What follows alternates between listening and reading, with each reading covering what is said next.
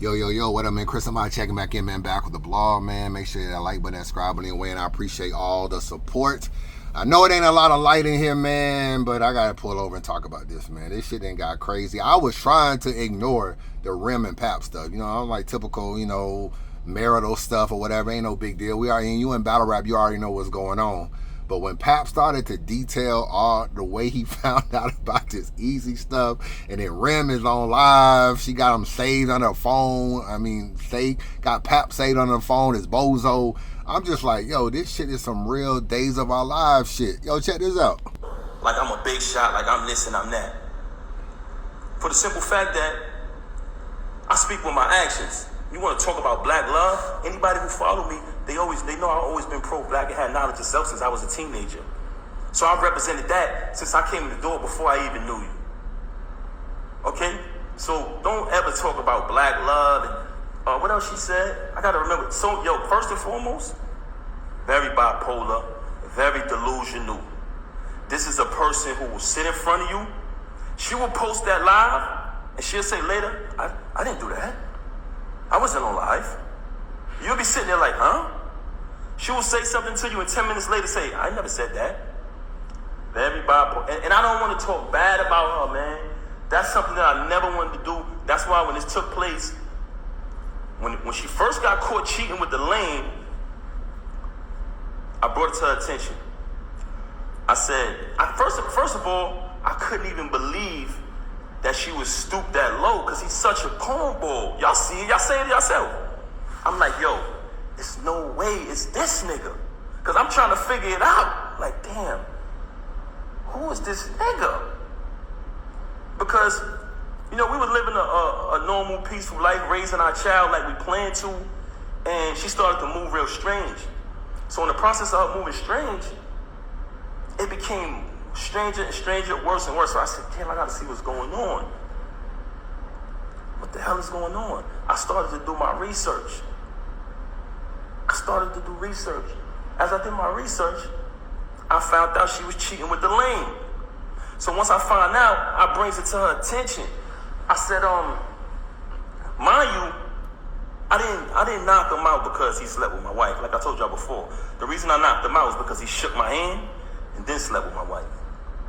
It's a difference. But let me tell y'all this. So I bring it to her attention that I found out that she's sleeping with the lame. She tells me, him? Why him?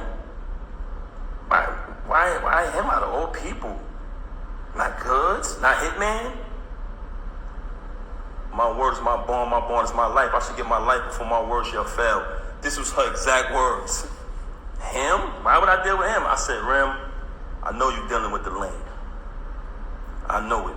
First and foremost, how it first fell on my radar that she was cheating with the nigga, he was running his mouth and it came back to me. They said, yo, Pat, this nigga out here telling niggas he fucking your wife. I said, word. So I did a little bit more research, connect a couple more dots, I finds out. She tells me this. Okay, I finds out. Mind you, it's not the first time she cheated. You know what I mean? I continued the marriage because I live by my wedding vow. I try to live by my wedding vows. Richer for poor, sick and for health, sickness and health, you know what I'm saying? Better for worse, or death to us part. So you try to work through things. Anybody out there who's married, y'all understand. So I found out she cheating with the lame. I bring it to her attention. Of course, we have an altercation, like basically argument back and forth or whatever transpired, right? Okay. She decides, and I decide that we're going to go to therapy, but she brings it to my attention, to be honest. She said, I think we should do therapy. I said, okay. Even though I'm private and I don't like to speak to people about my personal business, that was a very, very difficult thing for me to do. But I said, you know what? Let's do the therapy. We go to the therapist. The therapist's first question is, do you guys want a divorce or do y'all want to work it out? Me and her both said we want to work it out. So when she comes on live and say, we haven't slept in the bed since 2022, and to make it seem like and fabricate a story like we had some agreement, you such a liar. There was no agreement. When I found out you was with the lame, you denied it. You shitted on them. basically said, yo, why would I be with him? Why do you think I would be with him? And then you wanted to go to therapy. So check it out now. Check it out. So when we go to therapy, the therapist says, do y'all want to get a divorce or do y'all want to work it out? Me and her both said we want to work it out. I'm going to be honest. Because honestly, I didn't want to not live under the same roof as my 5-year-old. I love all my kids the same, but when you have children, and everyone knows that about me. Everybody who know me, y'all know my character. Y'all know her character. Very rude, very disrespectful, not just to me, to everyone. But that speaks volumes. I know some of y'all might have saw this. It's kind of been going viral or whatever. He continues to talk about how the therapist was basically saying, you know, if y'all gonna work it out, you got to leave pretty much Eazy alone. She kind of says it's just a business relationship, and then she says we have one event coming up, and then they agree that, okay, after this event, no more contact with Eazy. That ended up being the Hitman Holla event. So as you can see, based on what Pap is saying, he's basically saying that this relationship was even before the Hitman battle, which I had heard that anyway. I kind of heard it was happening. They kind of got together around the time he battled Goods or whatever. I started hearing like that was really the time when it bubbled, kind of after the Goods battle or around that time. So then basically they do the battle. He said he went to the battle, but he never went on stage. He agreed. He stayed back. He agreed not to do nothing with Eazy. This was the last time she was going to be dealing with Eazy on a business level or any kind of level. They do the battle. The battle is over with, and he says he goes home with their daughter. You know, he at home with the daughter. She go and stay with Eazy, or her and Eazy go somewhere or whatever. So he was like, she violated basically and went home with Eazy when she was supposed to be not dealing with him no more. And then basically that flips into like, I guess he was still trying to work it out with her or whatever the case may be. And then he said that there was another event. He wasn't on the card. He was going to go to an event. He gets word that Eazy is at the event. That's the Yoshi G versus 40 Bars battle where in the Tory Doe and Shayna Ashley where Tory didn't rap. And they got matching outfits on and all this kind of stuff. He finds out Eazy is there. Let me see if I can go a little ahead a little bit. I go to the 1 second. I don't know what I'm gonna do. Event. It's the battle with him and Hitman. Everybody there. Everybody remember that event. Y'all notice I never came on the stage, right? Never came on the stage, stayed in the crowd, fell back. Watched the entire little week battle, whatever, you know what I'm saying? On his behalf, because he trash. Watch him do his little trash battle. You know what I'm saying? So as I'm watching it, I never did nothing. When we left the battle, I went home with my daughter. She went home with the lane. Went home with the lane. Okay. She came home. She went home with the lane, stayed out all night, came home probably like the next morning. When she came home, after that, the baby is there. I ain't tripped. Kept it moving, kept raising my daughter, kept it pushing. Couple days go by, things a little peaceful around the crib. I reach out to the therapist, let her know what transpired. We went to the event, everything was everything. After those couple days, me, her, and my daughter, we all sleep in the same room. We go to bed. I'm saying it's bedtime. We sleep together in the same bed every night. As we sleeping in the bed, I fall asleep. My daughter's in the middle of us. So it's 2 beds in our room now at this time because she started doing weird things around the crib or whatever. So me, her, and my daughter in the same bed. It's another bed over there. I wake up. It's just me and my daughter in the bed. So I get up. I see her in the other bed. So I go over to the other bed.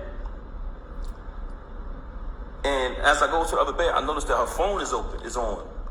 When I pick up the phone, I see the lame on the phone. You know what I'm saying? I said, okay. She on the phone with the lame.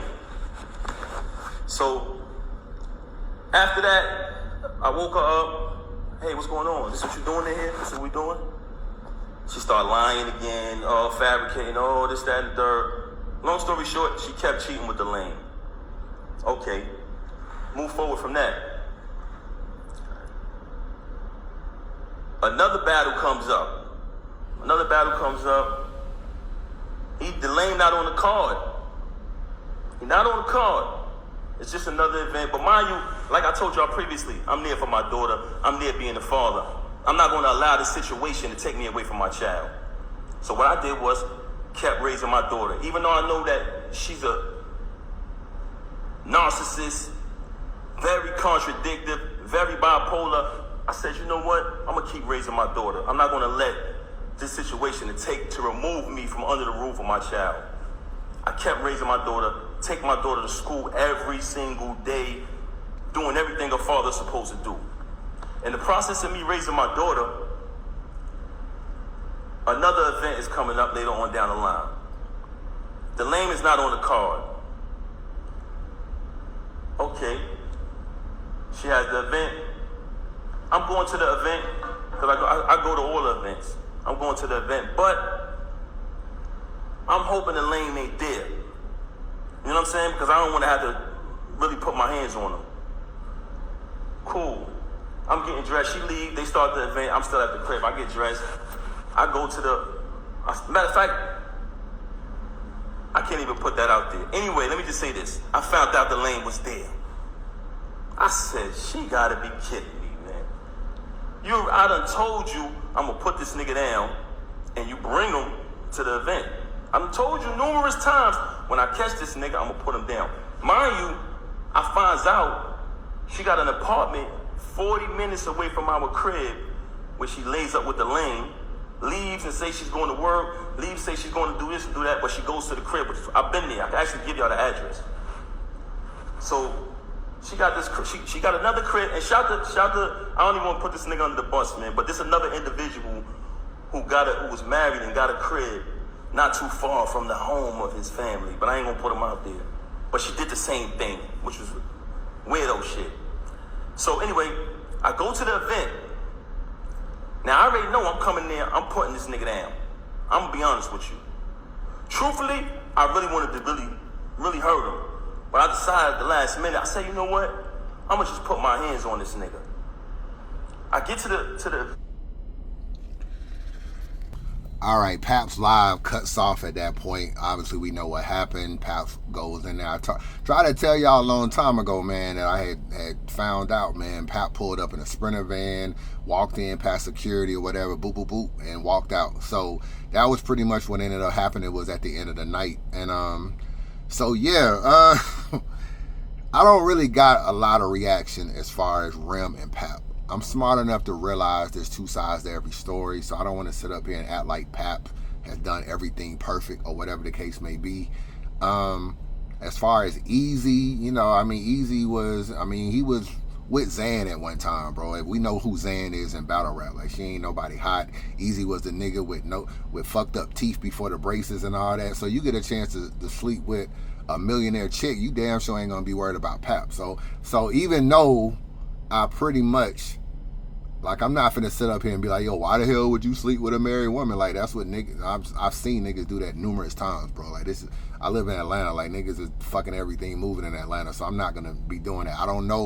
I do know one thing, you know, when you are a Muslim, you are not supposed to mess with married women. Google it and look it up. If I'm not I looked it up recently or whatever because I was looking it up for something else. But when you are a Muslim, you're not supposed to mess with married women. So, and I tell y'all a lot of times, man, you are Muslim in jail, and when you get out, you are back to the pork. You back to all the bullshit. You know what I'm saying? Everybody wants protection in jail, and then out they back to doing all the crimes and the bull and the cursing and the skipping Ramadan. They doing all that kind of stuff. You know what I'm saying? Drinking on Ramadan and doing all kind of stuff. I see it all the time, man. Niggas become Muslim for protection, not because they really be believing that. So that is one violation right there. I'm actually surprised nobody really used that in like a battle. Has anybody said that in a battle? Like, you Muslim, why you messing with a married wife? I don't know. Maybe Suge said it. I don't know. I can't remember. But anyway, so other than that, I'm not gonna kill Eazy for doing what I seen 100,000 niggas do in their lifetime, and they definitely not respecting no marital vows of another nigga's marital vows. But as far as Rim, I came real close to putting Rim on a stock drop list, bro, because she really, like, granted, she had some good battles. I give her a lot of credit for, like, Swamp and Verb and stuff like that. She definitely put some battles together, gave us some good events. Eazy's had some good events. But she really ruined her name in a lot of circles. She ruined her name in battle rap, fell out with Hustle, fell out with a lot of females, kind of changed the female format back to a male format. So at the end of the day, I do like the fact that she do throw battles and continue to put money into the culture and stuff like that. It gives bloggers like myself something to talk about. So I'm not gonna sit up there and act like I hate on Remy events, but she cannot win in this situation, and I don't really know why she not going away quietly. She can't win, bro. You got a dude that basically held you down. You cannot go on live and be like, oh, he was broke and I bought the car and I acted like it was him gifting it to me, but it was really my money and Pap is on my insurance. And when you are married, bro, there is no I. There is no fucking I at the end of the day. And in the beginning of this live, he talked about how he used to go to the jail. He used to bring food up there. He used to do all this kind of stuff. He was going to the radio stations, getting dropped from other artists. Like, yo, Rem is coming home. He was doing a lot of stuff. He said he wrote 90% of her rhymes, which is some of her big hits then, if that's the case. He said he can pull up all her rhymes in his phone, the actual lyrics that he wrote, everything in his phone right now. And you know, she had a big song with Sheether, dissing Remy Ma. I mean, not Remy Ma, but this and Nicki Minaj and stuff like that. So, I mean, he sounds very believable. And anytime you hold somebody down, bro, for 7 years while they in jail, you are always, and it don't work out at the end, and then you cheat. Maybe Pap could have done some dirt. Maybe he could have fucked on another girl or done some dirt. Well, I don't really know. She ain't never really put it out there. She just said that nigga ain't no angel and he did things too. But Rem, you can't win. You cannot win. This is a guy who looks like he's supportive of Clarissa right now, which people like. You know what I'm saying? Boxing with her, going on interviews with her, staying in the background. He always allowed Rem to shine. He held her down in jail. Anytime you hold somebody down in jail, and Rem wasn't even a star, really. Like, I know she had to lean back stuff and that, but it wasn't like she was caked up and doing all this. You was just a part of honorary terror squad person or whatever. You had a couple hits, but like when you went to jail, you wasn't making no money. You was in jail. So for him to hold you down, get out, y'all have a kid together, it don't work out, and it's always gonna look like you downgraded. Yeah, you with Eazy, and he's a big battle rap star, but he's Eazy, and he gets his money from you. So maybe he got a little side hustle and do that. Like, Eazy was working for the Department of Sanitation for Pennsylvania, bro, all the way up to like the K-Shine battle or one of them battles. That's what he was doing. He wasn't no nigga getting no money, so you always gonna look like you downgraded. Pap is gonna look like he upgraded. You know what I'm saying? And at the end of the day, it's just like, there is no win. There's nothing you can say online to make Pap look bad. Oh, he's on my insurance. He's broke. He's this. He's that. Like, you still had a kid with him. You still married him. He still held you down. He still seems to be supportive publicly. I do realize there's two sides to every story. And, like, you actively cheated with someone that the community can say you cheated with him. And he actually looked like Pap. You know what I'm saying? Eazy kind of looked like Pap. So at the end of the day, whether Eazy is a good guy to Rem, and maybe that's a better relationship that she feels safer in or more loved or whatever way you may feel. I don't know Eazy and Rem's relationship and how they are on a day-to-day basis. In the public eye, you cannot win putting him down. And that broke shit don't work. You know what I'm saying? No matter how much money you got, if y'all, like, you can be like, oh, I got all the money and I got this. Y'all get a divorce, he can take half the money. Same way it worked for women, taking half, it can work the other way around. He could get alimony and have you paying him alimony. So none of that shit matters, bro. And like, niggas don't care about that shit. So I don't really understand her angle. She was better off just trying to get a divorce and letting it go. But I go, Clarissa goes on Breakfast Club. They ask her about marrying Pap, and then she brings up the fact that she got to get a divorce, and that ends up bringing it up on you. Then you was on Sway Show, and you was talking about having kids and all that kind of stuff. I don't know, maybe that triggered her, and she woke up and went on live. You cannot win going on live. And I'm trying to see something here. Let me see if I can find it. Let me see. Bear with me. I might be able to find it. I might not even have it, but let me see. Because, nah, it's probably in my other phone. I don't really have it in this phone. But, yeah, I mean, that's just my thoughts, man. Eazy posted a picture on his Instagram that said, Rim was with me yesterday. So, I mean, he's... Like, Eazy's so much into attention. Like, he loves this shit. Like, yeah, I took your bitch. Like, and what? So, I mean, and it's just like, I don't know, Rim. It's just like, I get it. Maybe Pap ain't a good nigga at certain times. I don't know. You're not gonna win this public bashing of Pap. You're just not gonna win. It's just not gonna happen. So, that's my thoughts on it. So, it should just be done quietly. It is what it is. Holla at your boy.